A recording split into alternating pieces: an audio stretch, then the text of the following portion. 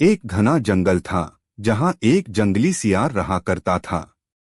एक दिन वह सियार भूखा था और भोजन की तलाश में जंगल से बाहर निकल आया। वह एक नदी के किनारे पहुंचा। वहां उसने नदी के बीचों बीच एक सोने का हार चमकता हुआ देखा। सियार की आंखों में लालच आ गया। वह सोचने लगा, अगर मैं यह हार पालूं तो इसे बेचकर मैं आराम से अपना जीवन गुजार सकता हूं।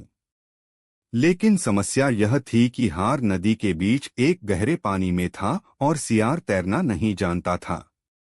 उसने एक तरकीब सोची।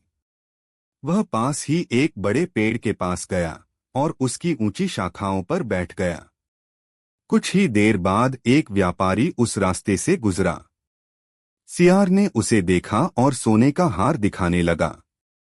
व्यापारी हार देखकर लालच में आ गया और सियार से बोला, यह हार तुम्हारे पास कैसे आया?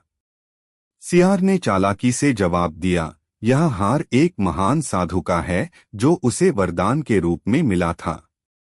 अगर तुम इसे प्राप्त करोगे तो तुम्हें अमीर बना देगा। बस तुम्हें नदी में कूदकर इसे निकालना होगा। लालची व्यापारी सियार की बातों में आ गया और बिना सोचे समझे नदी में कूद गया। लेकिन पानी इतना गहरा था कि वह डूब गया।